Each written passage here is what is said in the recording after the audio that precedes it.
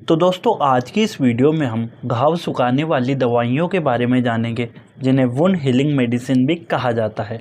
तो आइए आज की वीडियो में स्टार्ट करते हैं।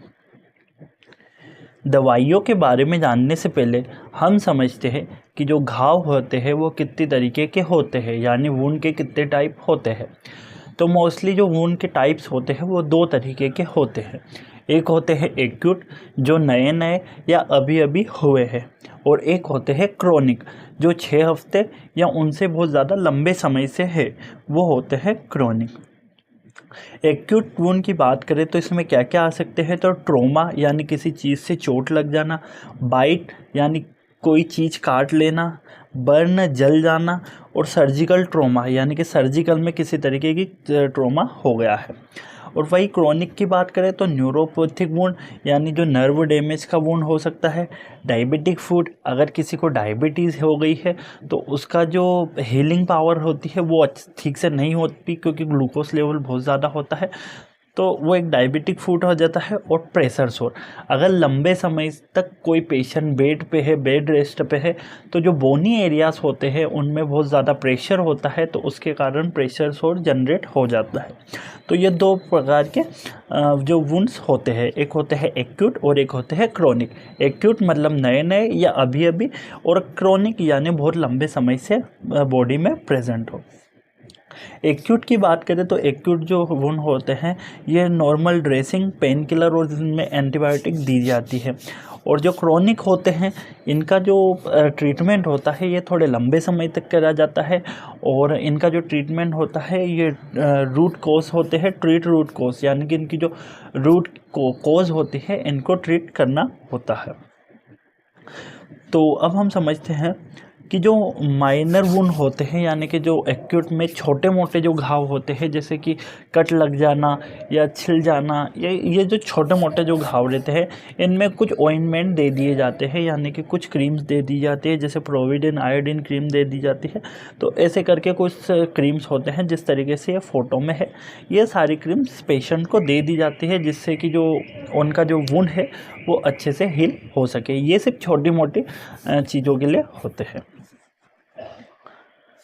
अब उसके बाद हम बात करें कि यदि कोई बड़ा वुंड है, यानी कि घाव थोड़ा बड़ा है, भले वो एक्यूट का हो या क्रोनिक का हो, घाव अगर बहुत ज़्यादा बड़ा है तो उस पर कहीं ना कहीं पे बैक्टीरिया या इन्फेक्शन का ख़तरा ना हो जाए, तो उसके लिए कुछ मेडिसिन दी जाती है। तो जिसमें सबसे पहली है एमोक्सिसिलिन एंड पोटेशियम क्लेवनेट। ये एक टेबलेट्स एंटीबायोटिक होती है। ये पेशेंट को दी जाती है जब उनका जो घाव होता है उसकी साइज़ बड़ी होती है या लंबे समय तक का घाव होता है। वीडियो में दिखाई गई कोई भी दवाई आपने आप से खुद से ना ले। ये जो दवाइयाँ होती है ये डॉक्टर की प्रिस्क्रिप्शन के ऊपर दी जाती है।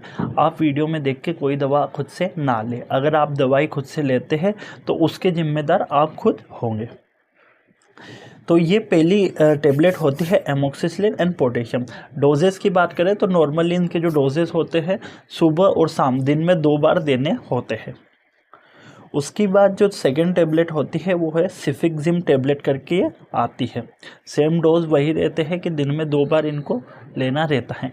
ये जो दवाइयाँ होती है, घाव जो होता है उनमें किसी तरीके का बैक्टीरियल फंगल इन्फेक्शन ना हो जाए, उसके लिए पेशेंट को दी जाती है।